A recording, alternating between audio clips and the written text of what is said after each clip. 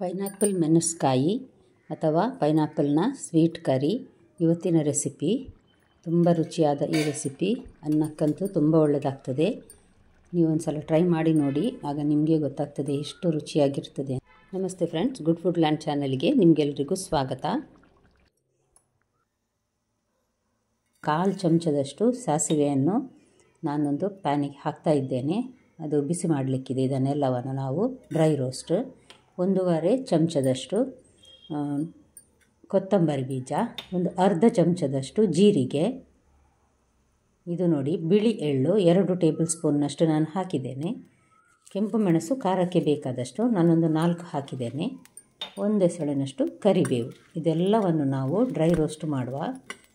ಚೆನ್ನಾಗಿ ಬಿಸಿಯಾಗಬೇಕಿದು. ಕೊತ್ತಂಬರಿಯನ್ನು ಕೈಯಲ್ಲಿ ಹೀಗೂ ಹಿಡಿದು ಮುಟ್ಟಿದರೆ ಪುಡಿ ಆಗಬೇಕು, ಅಷ್ಟು ಚೆನ್ನಾಗಿ ಬಿಸಿಯಾಗಬೇಕು. ನೋಡಿ, ತಣ್ಣಗಾದ ನಂತರ ನಾನೀಗ ಮಿಕ್ಸಿ ಜಾರಿಗೆ ಹಾಕ್ತಾ ಇದ್ದೇನೆ. ಸ್ವಲ್ಪ ಹುಳಿ, ಒಂದು ಅರ್ಧ ಹಣ್ಣಿನ ಗಾತ್ರದ್ದು, ಸಣ್ಣ ಲಿಂಬೆ ಹಣ್ಣಿನ ಗಾತ್ರದ್ದು, ಸ್ವಲ್ಪ ಅರಸಿನ ಹಾಕ್ತೇನೆ. ನೋಡಿ, ಈಗ ಒಂದು ಮೀಡಿಯಮ್ ಸೈಜ್ ಈರುಳ್ಳಿ ಇರ್ತದೆ ನೋಡಿ, ಅದರ 1/4 ಭಾಗ, ಮತ್ತು ಒಂದು 4 ಎಸಳು ಬೆಳ್ಳುಳ್ಳಿ, ಮತ್ತು ಸ್ವಲ್ಪ ನೀರು ಹಾಕಿ ಇದಕ್ಕೆ ಮೊದಲೊಂದು ಸಲ ಸ್ವಲ್ಪ ನೀರು ಹಾಕಿ ರುಬ್ಬುವ. ನಂತರ ಸ್ವಲ್ಪ ಜಾಸ್ತಿ ನೀರು ಹಾಕಿ ನುಣ್ಣಗೆ ರುಬ್ಬಬೇಕಿದು. ನೋಡಿ, ಹೀಗೆ ಆಗ್ತದೆ ಮಸಾಲೆ.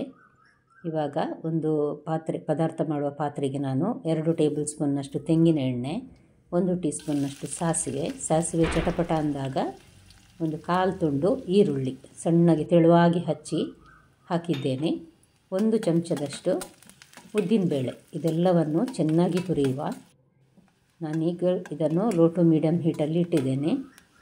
ಈರುಳ್ಳಿ ಇದೆ ನೋಡಿ, ಅದು ಚೆನ್ನಾಗಿ ಬ್ರೌನ್ ಆಗಬೇಕು. ಸ್ವಲ್ಪ ಬ್ರೌನ್ ಆಗ್ತಾ ಬರ್ತಾ ಇದೆ ಅನ್ನುವಾಗ ಒಂದು 3-4 ಕರಿಬೇವಿನ ಎಸಳು ಹಾಕಿದ್ದೇನೆ.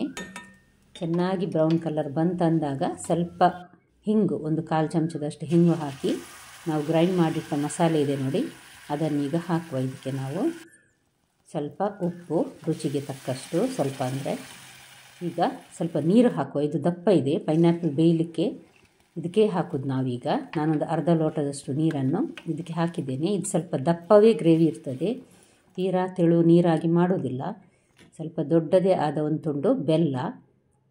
ಇದು ನೋಡಿ, ಒಂದು ಪೈನಾಪಲ್ ಇದು ಅರ್ಧ ಭಾಗ ತೆಗೆದುಕೊಂಡಿದ್ದೇನೆ, ಅಂದರೆ ಒಂದು ಸಾಧಾರಣ ಒಂದು 3 ಕಪ್ಪಿನಷ್ಟು ಆಗ್ತದೆ. ತುಂಬ ಸಣ್ಣಗೆ ತುಂಡು ಮಾಡಲಿಲ್ಲ ನಾನು, ಒಂದು ಸ್ವಲ್ಪ ದೊಡ್ಡ ಪೀಸೇ ಮಾಡಿದ್ದೇನೆ. ಇದನ್ನು ನೋಡಿ ಈ ರೀತಿ ಮಿಕ್ಸ್ ಮಾಡಿ ಬೇಯಲಿಕ್ಕೆ ಇಡುವ. ಮೀಡಿಯಮ್ ಹೀಟಲ್ಲಿ ಇದನ್ನು ಬೇಯಲಿಕ್ಕೆ ಇಡುವ. ನಡುವೆ ಒಂದೊಂದು ಸಲ ಸೌಟ್ ಹಾಕಿ ಚೆಕ್ ಮಾಡುವ, ಕಳೆ ಹಿಡಿಬೋದು, ಯಾಕಂದರೆ ದಪ್ಪ ಇರ್ತದೆ ನೋಡಿ. ಇದು ಬೇಯಲಿಕ್ಕೆ ತುಂಬ ಹೊತ್ತೇನು ಬೇಕಾಗಿಲ್ಲ. ನೋಡಿ, ಪದಾರ್ಥ ರೆಡಿ ಆಯಿತು. ಇಲ್ಲಿ ನೋಡಿ, ಉದ್ದ ಮೆಣಸು ಮಾತ್ರ ಬಳಸಿರೋದ್ರಿಂದ ಕಲರ್ ಚೆನ್ನಾಗಿ ಬಂದಿದೆ, ಅಷ್ಟೇ ರುಚಿ ಕೂಡ ಇದೆ.